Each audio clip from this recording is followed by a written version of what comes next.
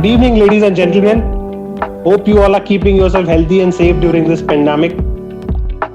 It's my absolute pleasure to welcome you all to today's webinar. Nexion presents Impact of COVID-19 on Architecture and Design. It's heartwarming to see such a fabulous response to this webinar series brought to you by Architect and Interiors India. We are glad that more and more people are joining us in this initiative. My name is Indrajit Sauji. I head the construction and design vertical for ITP in India, and I'll be your host today. Before beginning the webinar, I would like to know if the audio and video are clear. There was a lot of disturbance in the beginning. So is it clear now? If all of you have any issues with the communication, please do let us know through the chat box. The chat box is available at the bottom of your screen. Let me start with a brief introduction about ITP. ITP Media Group is one of the largest foreign media companies in India. The group now publishes more than 100 weekly and monthly magazines and has a wide portfolio of market-leading digital properties. Some of our well-known global titles include magazines like Harper's Bazaar, Vogue, Time Out, Cosmopolitan, Grazia, Construction Week, Architect and Interiors India, and more similar prominent titles across industry verticals. In India, we have 7 titles, including Architect and Interiors India. Architect and Interiors India is our flagship title and is a brand extension of our international title Commercial Interior Design and Architect Middle East, and is also amongst the most respected and widely read B2B titles in its domain. Let me come back to today's webinar. Today we are going to discuss on the topic Impact of COVID-19 on Architecture and Design. We all have been witnessing and going through the toughest times of our life. None of us have experienced this before. It's going to change the way we work, eat, play, entertain, and socialize, if not forever, but for a long time to come. But we strongly believe soon we all will bounce back and the future will be bright. Keeping this in mind, we are running a webinar series on designing for a new world post-COVID. As designers, this is our time to come together, not just imagine, but ideate and propagate for a future where the world is in harmony with nature and where innovations and imagination is valued for solutions that enhance the quality of life. While there are negatives, there are many positives the pandemic has provided, like less crowded space, less commute, less pollution, more family time, product innovation, and hopefully demand for bigger spaces in future. This episode of the webinar series brings together subject experts in the field who will speak on the immediate and long-term challenges facing architects once the work resumes. Construction is not going to cease. We'll still be building offices, residences, essential infrastructure. It's just that we'll have to rethink the way it will be designed. Newer construction techniques will have to be implemented. Pre-engineered structures would be preferred over conventional ones. A lot of work will shift to offsite. We will chat with these experts and learn from their expertise and experience to how we can prepare ourselves better to survive and sustain, how we can build better cities and communities, how we can have more healthy and how we can be more healthy, green and creative. We all have a lot of unanswered questions related to the current scenario and what the future holds. Today we'll seek to investigate the current trends, predict the future, and offer insights to everyone related to architectural and design and construction field. We are looking forward to an interactive and engaging session, and we look forward to learn from our audience as well. Hence, we are going to screen a poll during this session. The poll will be live on the screen for a minute. Request each one of you to cast your votes. Results of the poll will be shared in due course, and we'll have the panelists' view on the trends as well. In case if you have any questions during the course of the session, do let us know through the question tab. We have a Q&A session towards the end of the segment where these questions will be answered. Please mention which speaker these questions are addressed to. We may take a few live questions as well, and you may do so by raising your hand icon My team and I are looking forward to all the questions, and we'll try to answer as many as possible. Without any further delay, let me introduce the moderator for today, Mr. Vibhor Srivastav, Group Publishing Director, ITP Media.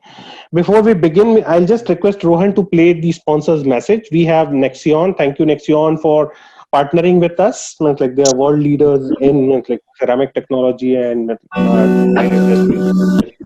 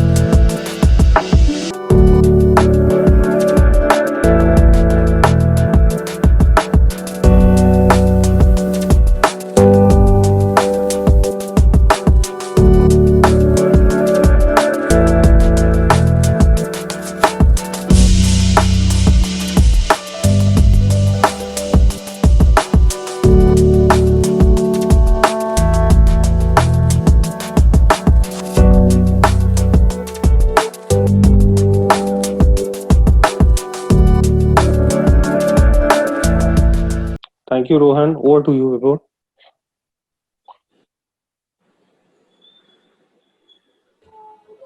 Well, that was quite a comprehensive and I think a very easy flowing. Thank you, Indrajit. It sums up for the panel to really understand the do's and the don'ts. Thank you very much, and thank you, Mr. Luca, for being here with us and all my lovely legendary panel, as one can see. And I obviously would love to start with the great Norman Foster once said, "As an architect, you design for the present with an awareness of the past, for a future which is essentially unknown." Today, more than ever before, we are faced with uncertainty.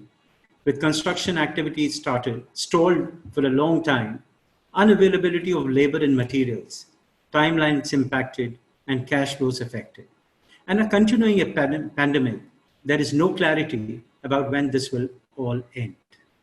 But it is a part of the human spirit to preserve, and so with that in mind, we want to address the things that are in our control. We can definitely control the way we plan, design, and build, but more importantly, we can design better and more efficient structures that will serve the greater good. Such is the power of architecture and its purpose too. So, ladies and gentlemen, and where to begin, and it's such a pleasure. And Mr. Balla, how do I go far? And let me just come straight to you. So much is happening in various asset class, and Mr. Balla, you bring in about 3 decades of experience and a legendary person that you are yourself. How are you actually seeing the whole thing panning out, and how are you prepared to see the corporate reality shaping up? Thank you, Mr. Srivastav. Fairly straightforward. When it started panning out, it cannot be the preserve of one individual to just forecast and imagine how this will really be in a few months and further on. So we set up a task force of sorts in our office to research and kind of look at what is happening globally, what is the data, what are the data points that are emerging. And it's very simple. There is the immediate term that is in front of us right now, and that impact is being felt because, as I see on this panel, many of you are still working from your homes, and some are, of course, in the office. Mumbai is very badly hit. NCR is in a complete flux because you don't know which border is opening, which is closing.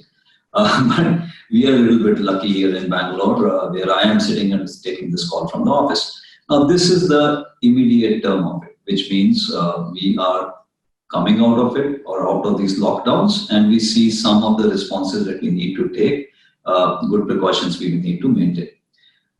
In the immediate response in various areas, since most people continue to work from home, and I'm now, Mr. Srivastav, limiting myself to office space just to keep it focused. I'm not going to go into the reserve of residential design or hospitality design and other areas where my co-panelists are experts. They will add. So in the office space, and even at the city design level, we are having a little bit of a relief. Our services are not that hugely stressed out, and the density is low. It's very easy. Hardly any modification is required at this point, wherein all you do is make some touchless entries into office, have your sanitizers in place, sanitize well, and walk in. And you have enough space to be able to sit at the requisite distances. In the medium term, as your densities go up, and we are now starting to experience it in and around us, at least in the city of Bangalore, the issues start creeping in. And I'm not even talking from the discipline standpoint, because discipline is fundamental. You can design whatever you want to design, but if the end user is not going to follow the norms, everything goes belly up. So I'm not talking of that. In the medium term, which I see over a period of now 3 to 6 months that we'll be facing, is a situation where extreme precautions have to be taken. And some of the areas where we will find that there are issues have to be addressed very well. I want to just quote one study here from South Korea that our research team was looking at. And all of you have heard about this cruise ship, the Diamond Princess cruise ship, and it had a virus attack rate of 19.2%. But in a South Korea call center, just because the social distances were not maintained, that same attack of number of people getting infected by one individual went up to 43.5%. So which means that if we are not going to design our offices with the requisite amount of distance between people, staggered seating, so on and so forth, they're going to have issues. And the other thing that can be managed, it can be managed, we can design those in that fashion. And then it comes to the spaces which are really difficult to handle, and that's the cafeteria space in an office environment. Any community interaction spaces is going to be impacted, and the best and easiest answer is just eat off your desk, cater the food in, bring it out, and you can mitigate. Now this is the medium term. Long term, it's going to have an indelible mark on the way office design, commercial office space will be done. The positives is that we will have healthier offices. The sense of wellness in an office is likely to go up and will be demanded by the end user. The densities in the office space will be lower, and as Mr. Indrajit pointed out, maybe the demand for larger office space can be a positive that will emerge in the long term. The whole concept of what amenities are provided will change. Work from home will not go away completely for many sectors of work. In some sectors of work, particularly our sector of work, we need interaction, we need collaboration, so on and so forth. But in software design and some other areas, much of it can be done from remote, from a work from home scenario. So that is inevitable that part of the workforce is now going to be at home. But is the office going away? No. And I quote you one more study, which again we pulled out, which is from what was observed at IBM. Now, IBM at some point, Shed and our research team, there are two very bright individuals, Roop and Meenakshi, they figured out that in 2009, by the year 2009, 40% of IBM's workforce was working from home. They had divested 58 million square feet of office space worldwide. This was bringing in a saving on rentals and associated of $2 billion. So it's not because of the virus, it's not a new idea to start working from home. However, by March 2017, IBM announced that it wanted thousands of its workers back in the physical office. Now, there's a good reason for that, and that's very simple. Humans are social organisms. We need to meet, and therefore, the office is not going away. I am quoting to you a study nearly a decade back. Nothing to do with the virus. And the virus has just become one kind of a precipitating factor to re-examine how we look at things. And many of the things Mr. Indrajit said are on the positive side. So, short term, only symbolic little things have to be done. Self-discipline, you're through. Medium term, you need to make some changes. Long term, the changes have to be evaluated. It has to be distilled down, and those long term changes are good. They're good. They're good for us in the commercial office space. They're good for the city as well. If there is a good balance of some people from home, some in the office. One of my clients said the office will become a club. People will come once in a while, socialize with each other, and go back home. But the social aspect of office is here to stay. The touch point, physical touch point is here to stay. And that's my little take on that commercial office space in the three terms that I mentioned. So thank you, Mr. Bhalla. I think very aptly put. And I think I would just like to labor on this and probably take Mr. Premnath's view on that. I think fundamentally, one really needs to look at the physical recovery. And then there is another thing, one has to look at the behavioral recovery. And Mr. Premnath, you've been dealing, like Mr. Bhalla, you're with an enormous experience. In the physical recovery, we can look at operational things, employee mobility, social distancing, and other things.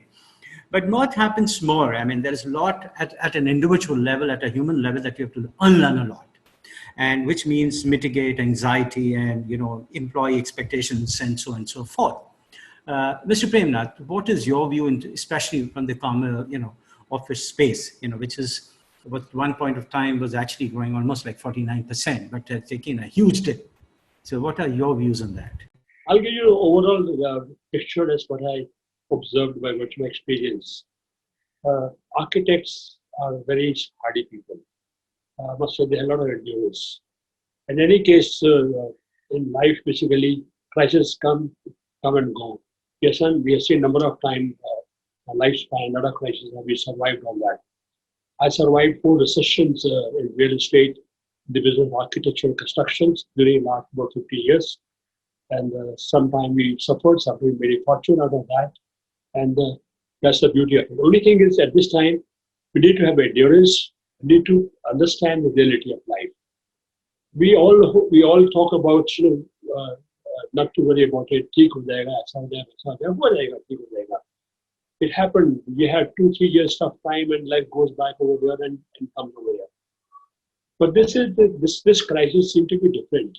This is once happened in centuries, something like that. If it escalates, it becomes very tough. If we still can't predict how we're able to contain it or how worse it's going to be there. But it is my architect, my job to visualize the future very quickly. By virtue of experience, we can see that. I frankly speaking, I see there's going to be definitely a lot of recession, heavy recession. There's going to be a lot of downtrend, maybe 40-50% downtrend will come.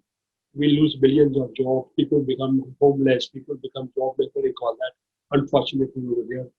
And the pricing will come down. We'll have less spending to do. The governments are doing great job, like $1 trillion being done by Japan, and US is doing $3 trillion revival. India has done 20 lakh crore revival. Great thing. I may say that this has happened. Advantage out of this. The two. One is that our pollution is down, sky is kind of clear, Mother Earth is breathing, and Government of India has dared to do a 20 lakh crore rupees revival. They would have done the thing any time otherwise had this problem not happened. Now that can bring a lot of opportunities for us in time to come. But opportunities where we need it. Ours is a different country. We are a slow economy. We have a very, very subtle thing over there. We can survive and compared to the rest of the world over there. And we suffer slow, but we also grow slow possibly. So our growth I see over there will not be great as what we see in terms of luxurious kind of construction and grand things over here. In fact, world over, those grand things possibly come down. Everybody will contain their money, wealth, value, conserve their resources over there. Priority will be health. You won't be allowed to go to office if you're not healthy. Many next 10 years at least, you will continue suffering this particular impact over there. You have a healthy environment in your offices, healthy environment in your home. Health will become priority. So your luxury will be health. You won't be spending money on your luxurious goods, luxurious purchases, luxurious home, luxurious construction. Other good thing will happen that we all learned very quickly. We have been very quick to learn how to work from home. We never thought of that. We could do that. Yeah, some people are doing IT people doing it. Some people are doing it world over, world other places over there. But Indians have learned to work from home. And now we're finding it, do we really need big office? Can we do something partly from home, partly from here? If that thing happens over there, in a large scale, multiplied number of people, number of jobs, I will be impacted over there. The entire trend will change. We'll have a possibility, our developments will change. We'll have to walk to work. We may have development, we can integrated development. If we don't have to really go out to your computing complex within your walking distance and work over there, you have everything, you have school, education, workplaces, entertainment, equipment. You will be contained within a small couple of mile area to see everything is available to you. And you don't have to really travel a long distance also there. No, that is a different way of output time to come. But what I'm saying is architecture of any country depends on the economic resources and social system. The social system is totally different. We have more people who are down the poverty line. Now we discovered all of a sudden we have around 60 million people basically who have been now 60, 17, 20 lakh people have been migrated just now from one particular city only. 70, 80 lakh people migrated just for all over the country. Could never thought that this kind of impact would never realize that so many people are working outside their homes. Now that it shows that what kind of impact will come time to come there. So our country is a very class country, low income country. We have very few people who are rich over there. They also will have to possibly in time to come contain themselves.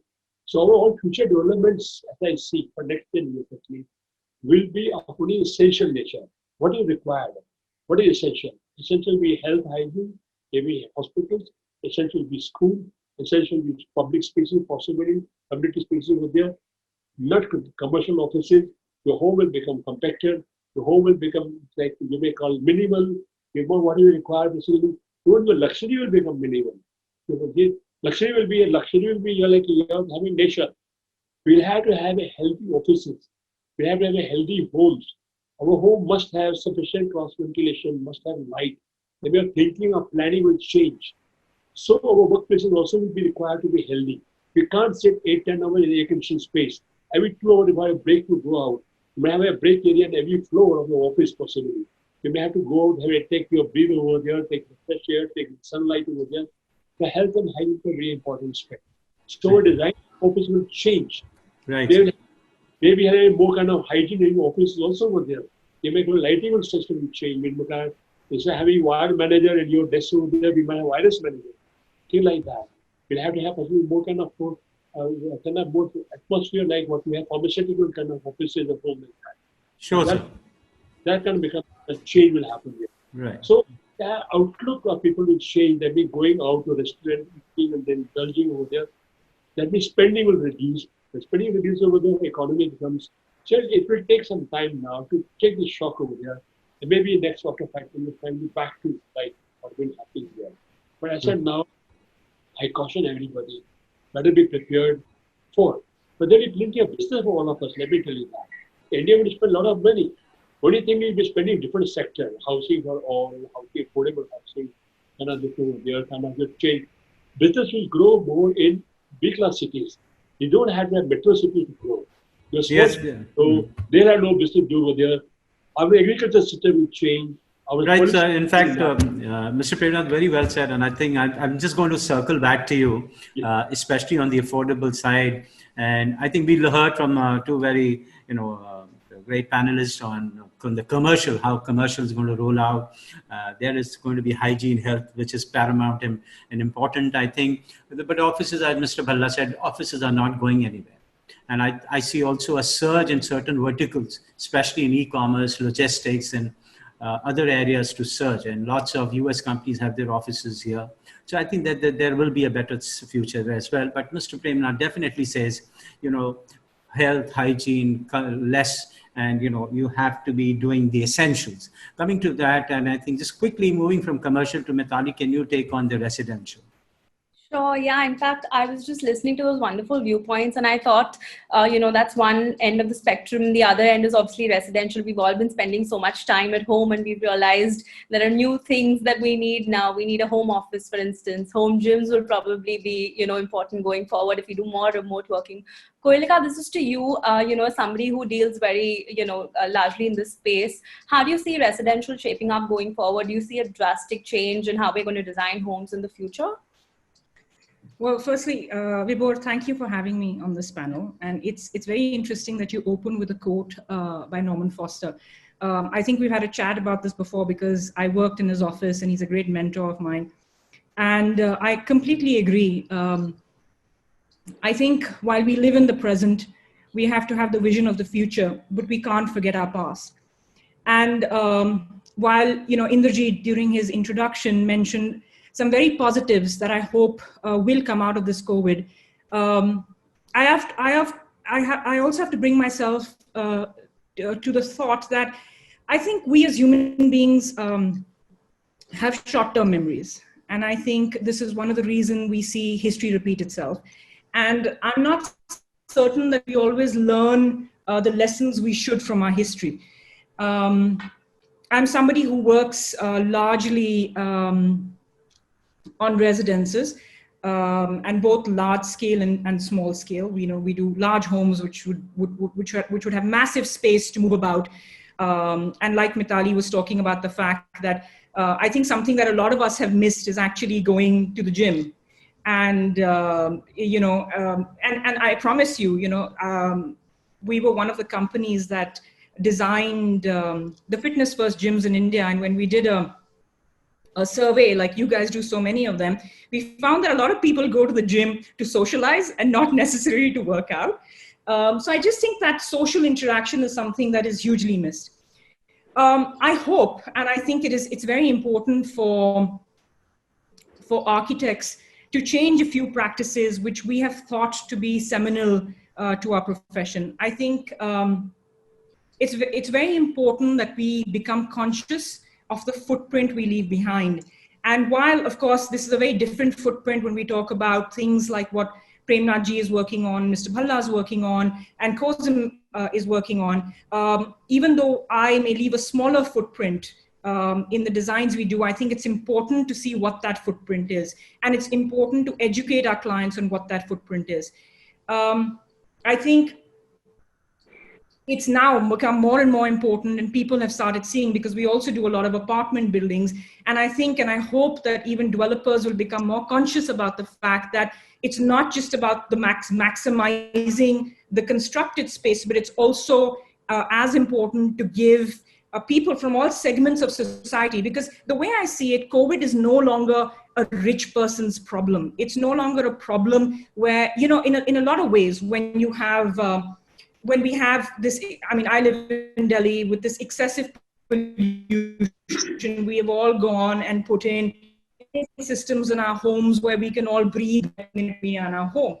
But still allowing ourselves to go out. But when we talk about something like COVID, we've realized that we cannot just lock ourselves in our own space and feel it is okay. It's okay as long as we are safe. It doesn't matter what happens out there. I think when we do homes, we probably have to go back to some of the ways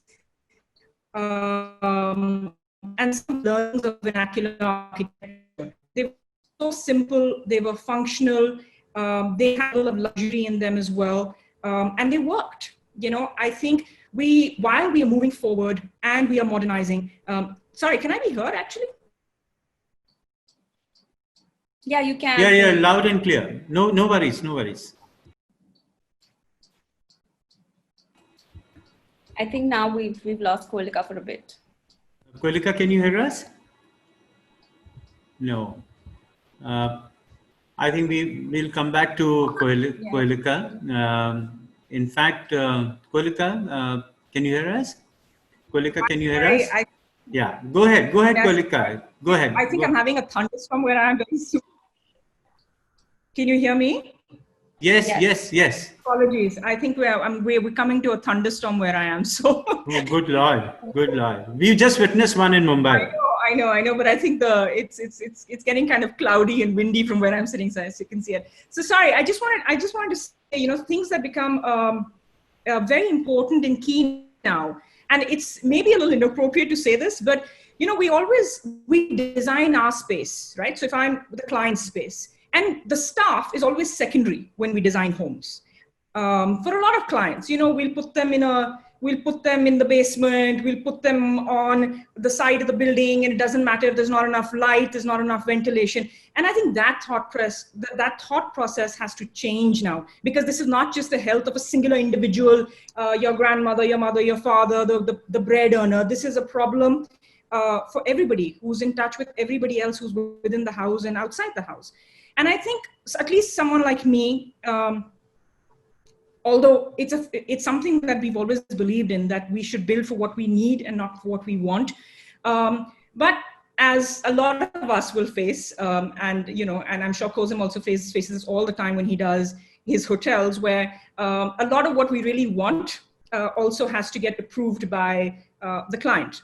So, but I think it's important for us to consciously and conscientiously change a few of our thought processes and start emphasizing them more and more to clients, so that spaces which can be, like Mitali was saying, yes, I mean, we're all working from home, but the same space can take up many roles, because we also have to be conscious about the quantum of space we are building. This does not mean now let's build a gym and let's build another study and let's build another mini office. It also means how does each space begin to become multifunctional, so that all our needs can be met.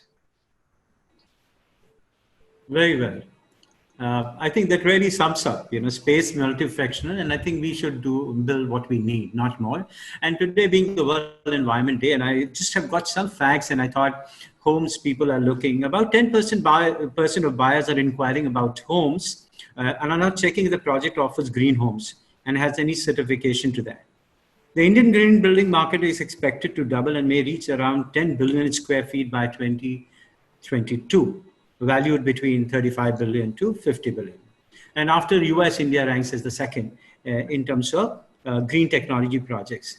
Now, the green building in the commercial, more so also in residential space, gives you about energy savings of 40 to 50%. And so does the water saving about 20 to 30%. Now, this is open for any panel to answer. Mr. Bhalla, Mr. Premnand, Cosima, and everybody else. How are we now going to look at our projects, whether it is commercial, whether it is residential, how green will be absolutely imperative in that? Before, I think so you and me both are pretty decently involved in hospitality, and we look through a very closer window to that. And I believe whether in hospitality projects we take certifications as LEED certifications or any other kind of accreditation for the green building, but we are following huge amount of norms which are sustainable norms. So I personally have a feeling that whether we because of any of this situation today or tomorrow, green is something which we as a designer and architect should imbibe in our designs, in our processes. And there is no consideration that our building should not be green. There is no alternative to it. We should think that all our projects should be sustainable, and there is no choice to it. I think so. There is no choice to it. So I cannot agree more with you. It's green by default. These labels came in and they are very fashionable. So you're LEED, platinum, this, that, and you can write on your CVs and corporate profiles. But completely COVID or no COVID, it is the responsibility of every designer to be creating sustainable environments. So let's not worry about the labels. And if the positive takeaway from this pandemic is that it is required and imperative for us to be sustainable, then as a design group across the globe, as a fraternity, let us pledge to do that, because that's part of the job. No, very well said. I think, I just thought, being the World Environment Day and the designers, most from the commercial hospitality, I think also Koelika will echo with my thoughts as well. The discerning buyers are looking for homes which are green. and she would have experience. She's done a lot of projects. But let me get very quickly Luca in this. Luca, will you please unmute your mic, please? And lots of the dreams of designers and users. Luca, you're like a complete marvel when it comes to providing solution. And where do you think we are on the cusp in terms of adopting the construction methodology, which will change the landscape? How is that you think that construction will evolve? Because as designers, I think everybody works with the complete stakeholders. And I think you being the partners and bringing solutions and products which will make their dreams a reality. And from a user perspective, another thing to really value for. Luca, your take on the construction methodology. Well, over my life, I had a chance to work in basically all the sectors, from manufacturing, financial services, internet, and now in construction. And what has, basically the last few years actually struck me is that the productivity, the labor productivity in construction has been very, very much lagging behind all the other sectors over the last 20, 30 years. This is a huge issue. I'm so sorry, I missed you. Please. Can you just say one more time? Just say one more time. I was saying that the slow improvement in labor productivity in the construction sector is really something that is an overhang of the economy of the world. Because let's say on average, the construction sector is about 10% of the GDP of most countries. And the fact that over the last 20, 30 years, productivity actually had no improvement in construction. It was about 1% per year compared to 3.6% in manufacturing has created a huge gap. Mr. Bala before said that we will need larger offices. Then we want to also to have a home with a small office inside. So this additional space will cost money. And this will happen in the middle of a long recession because it will take a long time before we get out of this. So improving the productivity of construction is one of the ways we can finance these additional resources that we need. But there are huge barriers to improve the productivity, especially in developing countries where the cost of labor is very low. Because there is an enormous incentive to use untrained workforce to do a lot of work at the site, compared to use something that, for instance, in other sectors is normal. When you build cars, for instance, it's normal that the car maker is only the assembler of something that is produced by other companies with highly automated processes. So I think the real challenge here is how can we take the chance and the forcing and the constraints that COVID give us to improve productivity.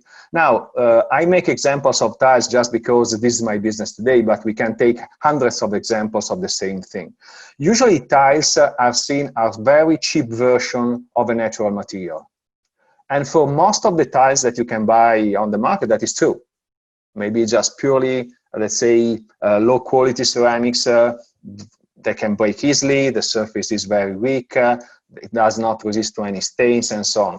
But there is a segment of the industry that produce very high quality materials. Italians have been doing that for years, that are the result of using highly efficient manufacturing processes, very automated. Our factory that you have seen just in a snapshot in the initial video is highly automated, mostly robots wandering inside the factory. Now, these factories are green. We use highly efficient kilns. We reuse heat. So the whole process is much more advanced than what we usually think about when we think of production of tiles. Now, how can this help productivity? I make just two examples, productivity and also to satisfy the needs, as rightly was said by Kolika, of families, of people about safety. You saw in the video initially these artificial marble that we make. What is the difference between that and natural stone? Well, in terms of aesthetics, it's very similar. It is a mirror-like effect, very smooth, no distortion. But the performance is completely different. It is lighter, because it can be used in a thinner thickness. It is more durable. It is stain resistant. It is antibacterial, because this is highly hygienic, because the surface is like glass, so has no porosity at all, nothing enters into the surface. So given the requirements of a family today to have their home clean and hygienic, That is very important. Another example is when we use natural material or materials such as concrete on the facade of buildings. Usually these panels are thick and very heavy. For instance, with a travertine, you have forced to use 20 or 30 mm material because the material is very fragile. And maybe the slabs are big and they are heavy, and you use very heavy metal in substructure to keep them on the facade of the building. If you use a high quality ceramics, even in large sizes, such as 1.2 meters by 2.4 meters, you can easily use a very thin material, 9 mm, 10 mm. It is light, it is highly durable, and can be installed with an aluminum substructure, not steel, that is light and does not add weight to the building. And it is also very fast to be installed. So these are the things that as suppliers, we are committed to do and to continuously innovate, to give to architects more options compared to the traditional brick and mortar. I go there, huge workforce, I do everything outside. I think that COVID will put more pressure on that. Right. That's a very interesting point you made, Luca. We're going towards a time where we will need these kind of innovations to come in. We're speaking about antimicrobial and antibacterial, and all that's going to play a big role going forward.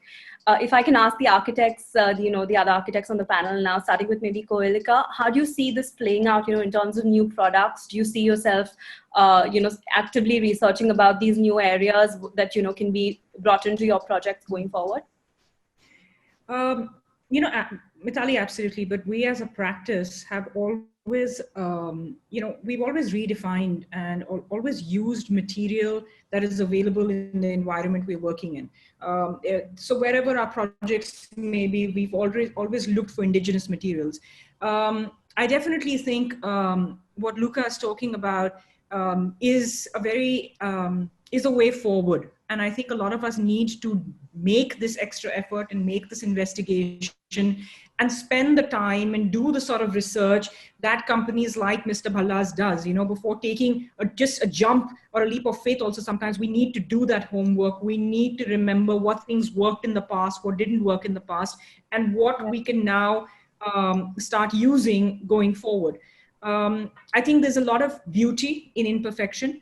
I believe there's a lot of beauty in things which are handcrafted as well. And I think we will, in all different aspects of the industry, within the realm of architecture that we all work in, we will need to make these discoveries for ourselves. I'm certain that, there will be more and more demands when Cosm is working on the beautiful hotels that he does, of using materials which are just from this place he's designing, or where the building is getting built.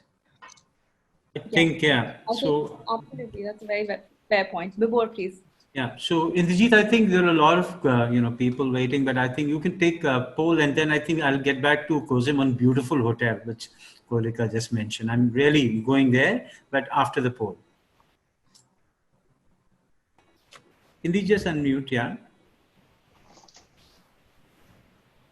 So this is the first. So here's the question. Yeah, please go ahead. So do you see a shift from luxury products designs to functional products designs going forward? Yes, no, maybe. So each one of you can vote, please. Then we can have the panel's view as well on this particular subject.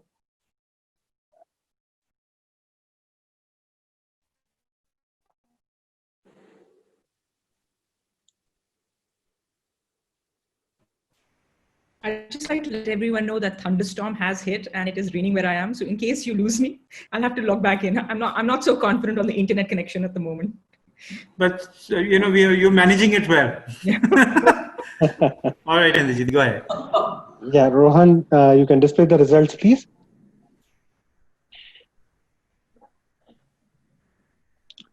Yeah, so 70% say yes, 11% say no, and probably 19% are like undecided. So we can have the views from the panel on this particular point, in case what you feel about this particular aspect of the product industry. Anyone can take it. Yeah, Koelika, do you want to do, because you do a lot of luxury, Well, Vibhor, while I do a lot of homes, I think luxury for me is very different. I live and the reason I know this thunderstorm is hit and the rain is pouring down and all is because the kids and we live in a small apartment and we have lots of outdoor space. That's probably why. And we also have 3 dogs. So for me, that's luxury. For me, the luxury of being able to step out of your home is luxury. For me, putting a 3,000 rupee stone on the floor is not luxury. I have to say, I do homes where I do have to do that. But I think in general, for me, I've always told my clients, luxury is the experience of the space that it leaves you with. It's luxurious if it's timeless. It needs to be rooted in certain things. It's luxurious if it lets you grow. And it's luxurious if it feels like home and not a hotel. I think viewers would have loved this kind of statement and how luxury is to be seen. And did you have another question, or can I move? I have one coming up, and the lady doesn't want to come live, but this is from Sivaraman Subramanian. She wants to ask, are these structural adjustments to prevent contamination and avoid corona effect under air conditioning atmosphere? So she wants to know, are there any structural adjustment that you guys can suggest to prevent contamination and avoid corona under air conditioned atmosphere? Mr. Premnath, would you like to take it, or this one? Yeah, not structural adjustment, but more of a engineering adjustment. Maybe your system of air conditioning, I will say, give example. In office, you won't have large ducts carry central air conditioning and central air movement. Because they become contamination travel from one area to other area. It will be often be divided in small zones where people will be about 8 to 12 or 8 to 10 people work over there.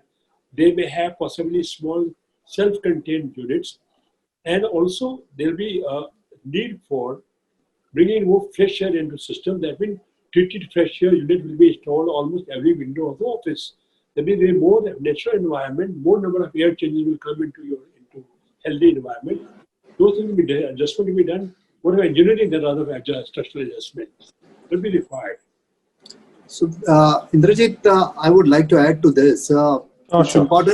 It's important that people, most of us are not very cautious about indoor air quality, and this is something which we all will have to learn. Whether this COVID has brought us a very, very strong point that indoor air quality is going to be as important as conditioning of the air.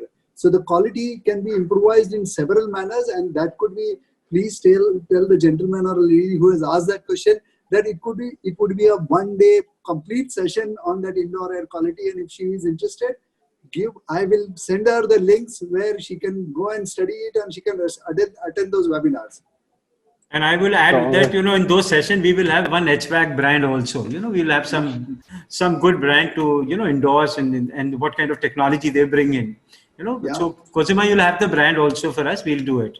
I will definitely. Yeah. I will. Definitely you just let us know. We'll have this one. So I think, Indrajit, do you have another question, or I go? Yeah, Sushil Chaudhary wants to ask, what should be the ratio of built-up area and open area while treating a space? An architect's view. An architect viewpoint he wants to have on, what should be the ratio of built-up area while treating a space? Mr. Yeah, Prem. please, sir. We have too many questions. So, Mr. Premnath, are you answering this? Yeah, can I answer this one? Yeah, please, sir. Take it. See, ideal thing regarding built-up area to open area ratio, ideal thing there that you have a 1/3 open area should be always around the building. Normally, you don't have plinth area more than 25% of the plinth area, the ground area. That means you can go vertical, but you need to have educated open spaces around that. Now, which was not happening in high-rise building places like Mumbai particularly. So you go back to having more space, open spaces, so sufficient light ventilation goes into your building. That will be required. That become new change possibly will happen. Thank you. And there is one coming up for Mr. Luca. The audience wants to ask, are these products green? It's like, are your product lines like sustainable and green? Well, the definition of green is a rather complicated one because it does not involve only the product, but it involves the whole life cycle. So you start from the raw materials, for the transportation of the raw materials into the factory, making the product, distributing the product, installing the product, and then you build a building, and then you dismantle the building 30 years from now. And all that is the carbon footprint of that. Now, if you are in the business of advanced manufacturing of ceramic slabs, yes, compared to other materials, you can demonstrate that your total carbon footprint is quite efficient, and you can give good least credit to the project. But you need a manufacturing technology to do that, and the right assessment. Thank you. Over to you, Vibhor. All right. Now that brings me to a chapter and a subject and a field which is so near and dear and so profound. And I think that industry would love to hear from our friend Cosima, especially the hospitality industry, which I'm just told in Gurgaon also from 8th June, hotels were supposed to open, but they've been asked to shut down. Cosima, you've been in this industry and you have really done greatest to the hotels. How, as a designer, are you going to align yourself with the asset owner to make sure that they come out of the red? I mean, how are you going forward? I know you've been working with the asset owners very closely, but what are some of the key mantras? Yesterday we were having a chit chat, and we would like to know this recipe of success in these tough times. Especially, Cosima, could you unmute your mic? Your success. Sorry. Yeah. Sorry. Before the success currently, there are two areas of this in this current situation. Two sections of this in this current situation. One is the existing property, and other ones are the green builds which are going to come in. So, in existing properties, yes, there are certain SOPs which are being laid. But today, as a given point of time, nobody is sure that this is the right formula which we have to apply for in order to make it 100% COVID-proof or whatever may be. Or it's a public space building. So what we are trying to do currently is the bits and pieces of it in order to sanitize the process, sanitize the guest entering into it, and trying to make it more and more touchless. Technology is getting introduced. But at the same given point of time, we need to start tourism. That's the biggest problem, because currently the travel, transport, the tourism has to start. The good news is that UN has already declared their tourism guideline today. And so has the National Tourism Guideline has been declared today. So those guidelines are going to allow to do certain, I have not read those guidelines because it just came 10 minutes before our session, but it is going to allow tourism to grow.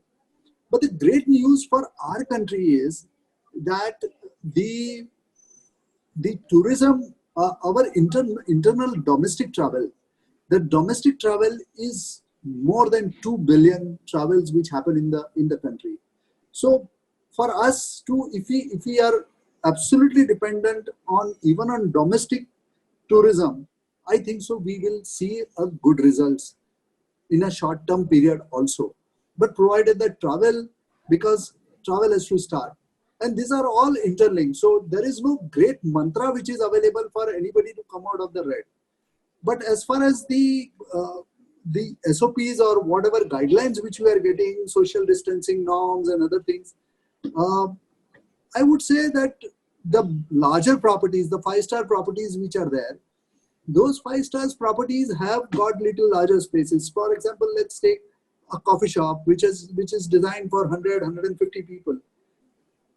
What are they going to do? They are going to make bigger changes in terms of operation rather than design. That's what is, I think so, the best thing currently today, because we don't know, there would be another new normal post-vaccine.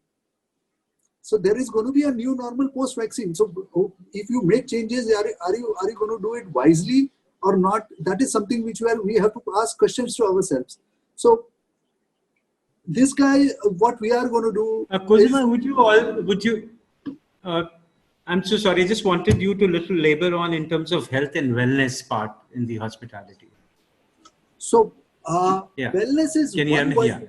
yeah, wellness is one vertical which is likely to grow, and I think so. I have been talking to a lot of people in the brand as well as to the people who drive the industry, and I feel that wellness is something which India can be bang on. Today, the best thing which we have found out for this pandemic is the immune system, and we as Indians are the best to align the chakras. We are the ones who understand that science of chakras, of aligning the body and creating a great immune system. So if we can bang on that and we can create some wellness verticals in all our assets and all our brands, I think so we will do some. It would be a great revenue vertical which can come up in immediate future, which will give us an opportunity to compensate the losses which are being created because of this shutdown. Very well. I think, also I'll just take Mr. Premnath's view because he's done also a lot of hospitality, and Cosima completely, safe technology and, touchless are going to be the norms and one must adopt in hospitality. And I think, the success of, there is no particular mantra success, but I think fundamentally the government should look at tourism, aviation and hotels as the three key drivers to make the hospitality shine again. You were smiling. You want to say something there, Cosima? Yeah, I think so. One of our great leaders in hospitality, MD of one of the brand, he says that I hope there is a contagious effect of the thunderstorm in Delhi to Mumbai, or what? Can you go again? Yeah. So one of the MD of the hospitality brand said, does government think that tourism is an industry or it is not an industry for them? Because they have given nothing. As a matter of fact, we have received zero amount of money, zero amount of compensation, zero amount of nothing has been received. This is not even in the article, in the 250 article. This don't even show up. So, yeah. Yes. So and I think so. It came. I think so, I don't know whether you guys published it or somebody else published it as a one of the top headlines. Yeah, I won't make that claim whether we publish, but I know there is for a fact that this is something which is missing, and I think people in the government should listen to this, must give that attention to both. I mean, this whole three fundamental pillars to drive the hospitality, the aviation, the hotel, and tourism. Mr. Premnath, you've been doing a lot of hospitality projects. Would you also like to touch on wellness? And I think Cosima model. Before COVID, lots of hotels were getting into fine dining, other aspect. As a designer, what's your take? As a future, I see there will be great shift about design concepts and design expectations. There will be quite competition in terms of pricing, costing, cost cutting. There's an old slogan they call as beauty and budget. That means I had to do a 5-star hotel at the price of 4-star hotel. That means I had to possibly think material which are not expensive. And there are three materials which also, like today, talking about local and vocal in India, already talking about that. With that kind of attitude, you will have to possibly, and we've been doing old time. It's not that we didn't have sufficient imported materials. There's a lot of good Indian materials were there. And we made a lot of progress now. So it may always, whether we make luxurious, whether we make a lower budget side, whether we make a higher end side over there, there will always be cost will be constrained.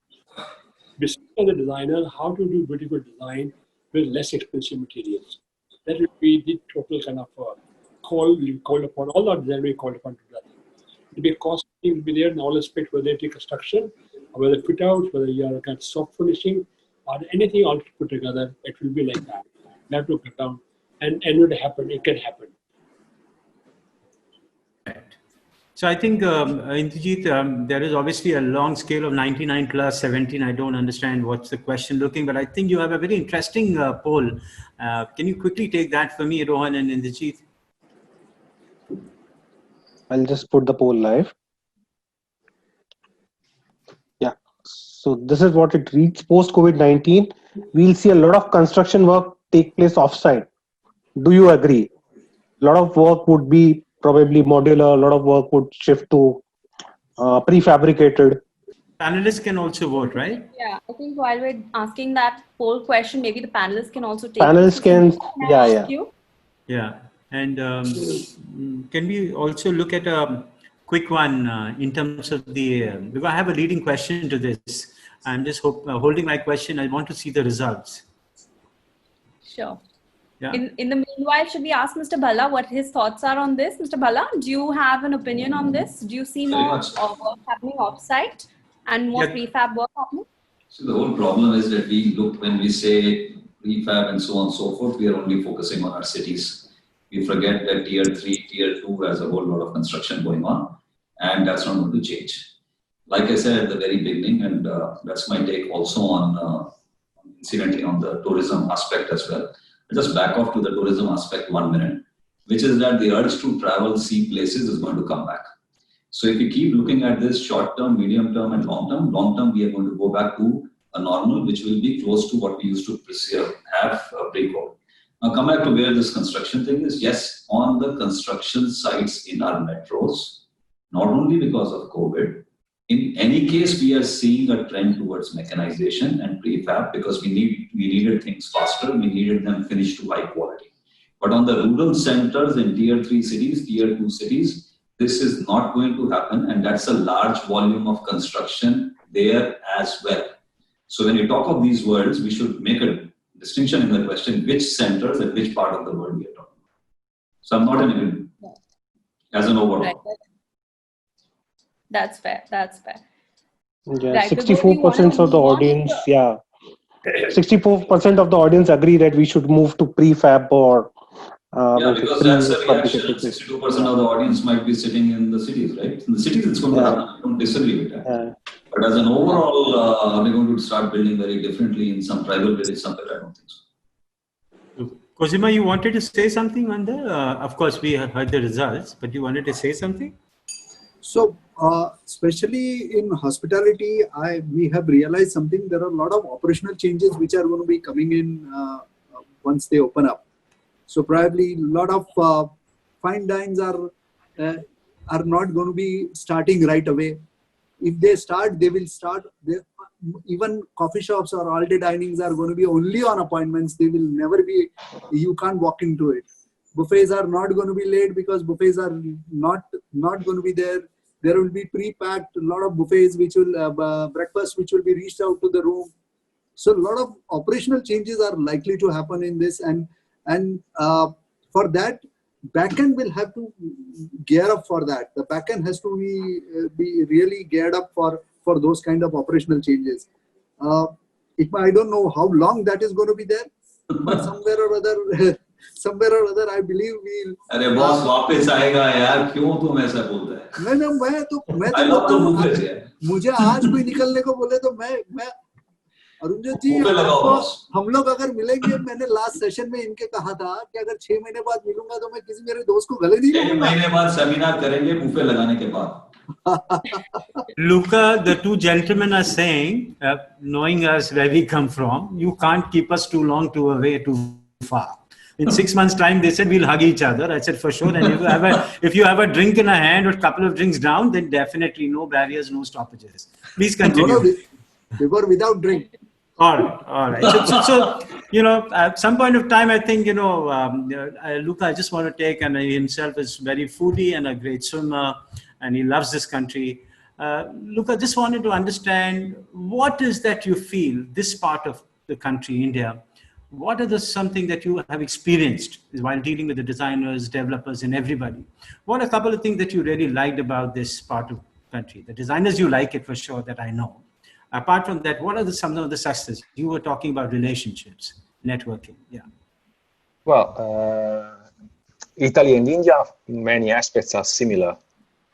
Friendship, the value of family, also the value of homes, because we live in Italy many times with our parents, and the same in India. That is not, for instance, the case in the Anglo-Saxon world, where the youngster go out of their home, family home, very early. So it means the whole environment where where people live in India is very much closer to Italy. What I found in my experience in India, maybe I am biased, maybe my view is not the right one, but there are a lot of contradictions. There is a huge focus on prices rather than on quality.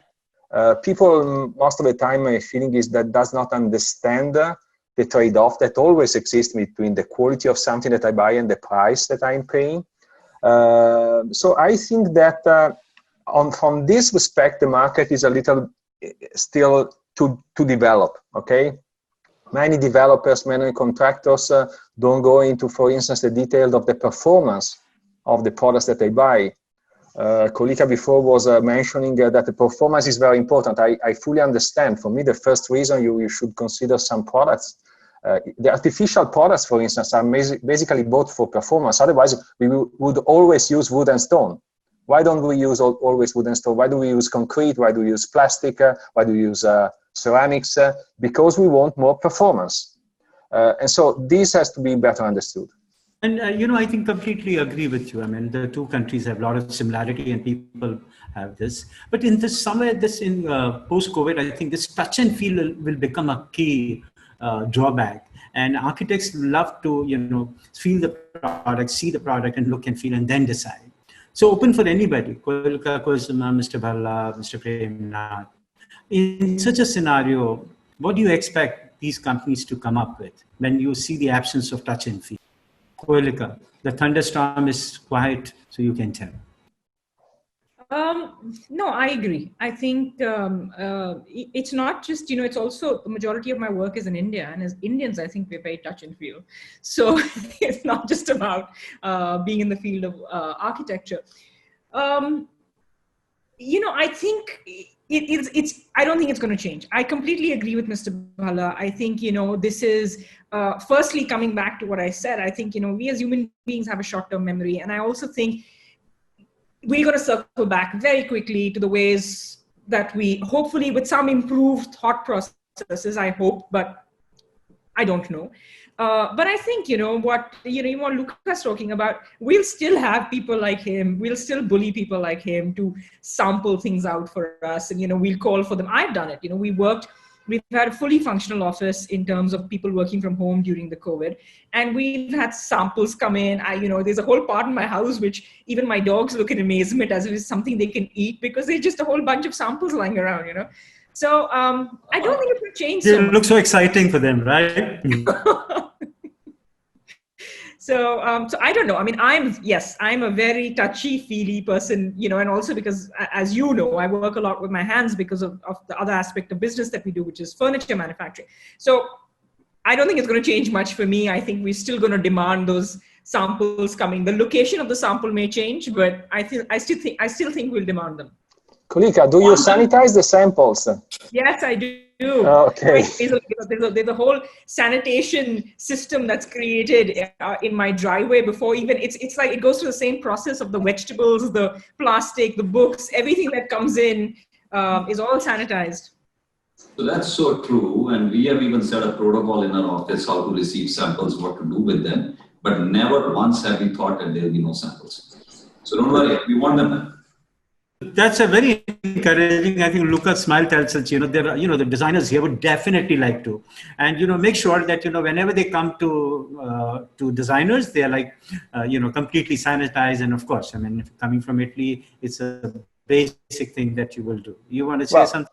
Yeah. Well, actually, we are in a lucky position because given that the factory that we have built in India is highly automated, for us is easier compared to many of our peers to actually bring in all the procedures that are required for COVID. And we are thinking also a way of communicating to architects and to clients what we do in this process, so that basically, okay, they sanitize because they want to do that, but we have taken care of most of it even before the samples reach offices and homes. Wonderful. We can't survive as we talk. We just received a sample from a big carton of samples from Germany. So it is lying in our office veranda where it is getting processed, for whatever reason, and then it will be taken in, although we are not working. So I think, things are just there. We are moderately, as Mr. Bhalla said, there has to be some behavioral thing, medium term, long term is complete processes. But I think we'll have to do this, So look, be Let's rest keep our assured. optimism going, boss. Let's be optimistic. Absolutely. Absolutely, sir. I absolutely agree. It's very, very important to stay positive. I think more than these physical changes, if I may say so, I feel the more people I talk to, even my employees and the stories I hear, I think it's so much more the psychological change that's going to cause the problem, because people are now used to not working this, that those hours that we were putting in. Even I found it, we started our office Monday of this week, where we were physically going into office. And even though we were keeping the hours 10 to 5:30, I can't remember on a normal day when I left my office at 5:30. It was crazy. But putting those first 2 days, I was like, oh my God, I'm exhausted. So that, and I think a lot of people have lost jobs. That sense of psychological change, I think, is what I'm more worried about, frankly, than the other things which comes, at least in my industry. Absolutely. We have to do our best now, and we have to have the sense of optimism vibrate through all of us. Agreed. That we beat, and we have to beat this, and we have to learn to, if we can't beat it, we have to learn to live with it. Wonderful. And I think there were many questions. I'm sorry, the audience and the viewers and people who are participating. I think you've been very patient and very nice. But it's unfortunate that we cannot take every question. Indrajit, you want to take one quickly? Otherwise, I'll just go, because a couple of our friends in the panel have to also go in the other session as well. I just want to, sorry. You're saying something, Indrajit? Indrajit, you are saying something? Rahil wants to come online in case if we have time. Yeah, go ahead quickly, yeah. Rohan, can you take Rahil online? Hi, Rahil. Hi, Rohan, and very good evening to every panelist. I'm Rahil, representing Caracol. My question actually is to Luca, but then when I was hearing Cosima, also it was very interesting, was being in the discussion. I would also take, maybe 5 seconds onto that also, but it is going to somewhere change our lives also when I take my question with Cosima. Luca, since I'm from Caracol and we are into the very related industry, my question is very, very straight. Do we have set up some guidelines for the installation techniques and advanced methodologies for fixing of the tiles? What you were talking about, the size, the panel size, or the slab 1 meter by 2.5 meter onto the facades. What are the guidelines being issued by Nexion as a manufacturer of this ceramic line for the country like India? Though in Europe there are restrictions, whether it's a dry technique or a wet technique, and what are the engineering aspects of those installations onto the facades, especially for the large. Now, to Mr. Cosima, we were talking about the hospitality and well-being and wellness. So can there be any process to control this? What are the guidelines to ensure that we are having indoor air quality, which we really looking for, and also the well-being, how we are going to ascertain that well-being and wellness is being guaranteed in that room or a habitat or a area where the occupancy is there. All right, I'm just taking the liberty. Probably look at that question. We can take the gentleman Rahil separately, not at the moment. I would rather have this second part of your question to be answered by Cosima, but my good friend had said, there will be a full day to it. But Cosima, you have something to say on this. So indoor air quality does not mean, so I will go back to our ancient vernacular architectural practices. If you look at most of the houses in India had a lot of air, fresh air flowing all around over here. So we built courtyards, we built houses around the courtyards. Today we live in a very air-conditioned environment where the same air keeps on circulating it. So we need to bring in more freshness in the air in order to resolve this. There are a lot of other technologies which are available in order to control. We can go to HEPA filters and kind of things in order to control those viruses, but everywhere we can't install that because it's not easy to install and control the. So indoor air quality requires to be filtered, need to be controlled, and that processes will have to be, the humidity levels have to be controlled. All this will have to be controlled by bringing in more of fresh airs, more of a controlled environment, more of the indoor quality will have to be improved, and not have that same air recycled over and over again in that same environment. So this is the basic crust of it. The processes are, various processes are available into it. And there is a guideline which has been created by the air conditioning, American air conditioning and Indian Asian and Indian air conditioning societies, which are available online, and we need to follow those. But as an architect designer, yes, we should be aware about it so that we can ask our consultants and all our associates and client also that we should follow those kind of things. So the number of air changes are going to increase. That's how we are going to control our indoor air qualities. Our temperatures will have to my major concern, major concern is about the usage of. No, Rahil, I think we just simply run out, but I can also second what Cosima said. As a designer, he's given his input. But for more of this, please look up for ISHRE. They will really guide you, and you could write to me separately. I'm more than happy to connect with you, with the body, to all the professionals there. They would be very aptly able to explain it to you. There are multiple webinars happening on that. I may be more than happy to do so. But ladies and gentlemen, let me just quickly take the parting shots from each of the panel, where we said impact of COVID on architecture and design. We heard them so very nicely. But Koyalika, we would like to understand from you a 30-second or a 20-second one. What is the messaging that you want to give to the industry? I think we have to stay positive, and I think we all consciously have to help the migrant issue. It's not over, and honestly, we cannot survive, our business cannot survive without them. And I think this is something that has been hugely neglected. And we also need to make a positive effort to ensuring that the treatment, the care, and the hygiene we give them going forward is something that we push our clients to take better care of. And thank you. Cosima? So I'm really very optimistic about everything. We will be on track very soon, running hale and hearty. There is no way that we can be left behind. We are on a no return path, and we will definitely progress, and we'll do great work in future ahead. Absolutely. The runway is long, but the hearts are really pounding to go and cover that mile. Mr. Bhalla? So I resonate what Cosima and Koyalika just said, and I really appreciate her point on the migrant labor situation. Like any crisis that emerges always has some positive lessons for us.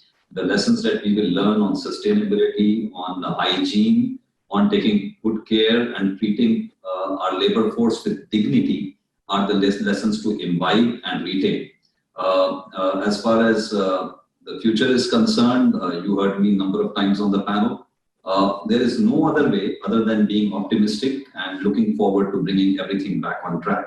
So let's do it with a smile, and let's keep our, like I said, chins up and go for it. Vibhor, can I add something?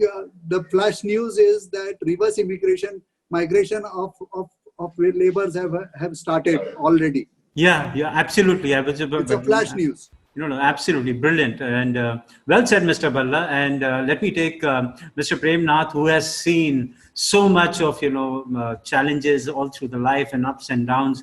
What is that powerful message that you want to give, sir? I'll tell you, generally speaking, I can tell you in time to come, very quickly, the designers will be reinventing themselves. And I also foresee a lot of young talents, young designers will be able to be the challenges time to come. It's very important, very quickly, we go to new groove very, very quickly. And possibly we have able to be the new challenges. We have a lot of opportunities available in our country. We are different from the rest of the world. We are a country which is still building. We have a lot to do, and we have a lot of good opportunities, except that we'll have to possibly look differently slightly than the world over there. Our luxury will be still there. We can't say we won't be there. That's part of our life was there. We will luxurious, even old time also there. And we didn't have a lot of poverty. Today we have a lot of prosperity also there. And it will be a good challenge for the designers to look differently now. Very well, sir. Luca, I know you love India and we love you as well. I mean, for sure. What is that love, that message that you want to give to our folks here? Yeah. I think it will be tough. It will not be an easy journey. In the short term, it will be painful. India is a huge country, has a lot of inequality, a lot of problems, but it is young, energetic. Compared to Europe, is much more oriented toward the future. Europe, unfortunately, many times is oriented in the back, while India is oriented toward the future. And so I think this is the recipe for success. It will do it. It will do it. I mean, let's do it. I mean, let's put it like this, ladies and gentlemen, what an incredible panel, what a lovely discussion. And, there's so much to learn, so much to devour, so much to take away. And, I just wanted to, and got reminded about, German physicist. He says, I cannot say whether things will get better if we change. I repeat, he says, I cannot say whether things will get better if we change. What I can say is that they must change if they are to get better. Yes, definitely. And Koilika also said that we have to change. Everybody panel unanimously said we need to unlearn. Mr. Premnath said we need to reinvent. Mr. Bhalla said be optimistic. And Kozima said it's a long runway, but we are there. I mean, we're just saying, things are there, and Luca believes there is so much of energy, so much of, patience in this country, so much of creativity. And I think most importantly, our designers are absolutely there, and they will lend every possible support. And the new definition of luxury, which Koilika said, what is luxury, how you assume and how you take it, is more important rather than putting some very expensive thing on the flooring and something like that. But yes, it's a complete consensus that I get from the panel. The whole vision looks very beautiful in terms of, and we are very positive about it. And I think the business continuity plan must go. Maybe the runway is long, but the business continuity plan, adoption of technology, being sensitive to the migrants, our workforce, Mr. Bhalla said, and which I really love, bring the labor force, retain them back, keep them, take good care about them. And, I think these are the fundamental things that the panelists believe. And more than designers, I think there is something that came out, was something very human approach to everything. How sensitively you're looking your design, how sensitively are you looking your spaces, how are you working as one collaborative force, as a one cohesive force to deliver that ultimate, objectives and the goals. So thank you, audience. You've been with us, and there are so many questions. I'm very sorry. My colleague Indrajit and Mithali, they really tried best to take everything, but we shall get back to you on one-on-one. From ITP and all my team members and wonderful boy behind me and the marketing team there. Thank you very much. And you will see a great coverage of this whole webinar on our digital edition. And we are also gearing up at ITP Media to bring really the touch and feel, Mr. Luca, the magazine in its hard form. Thank you. Have a lovely weekend. Thank you once again, everybody. Thank you. Thank you very much, Thank Mr. you. Srivastava. Thanks, Indrajit, and thanks, Mithali. Thank you to my co-panelists, and wish you a very happy weekend. And I'm really looking forward for Mumbai to come out of this, because I'm going to come to Mumbai. Check you guys out.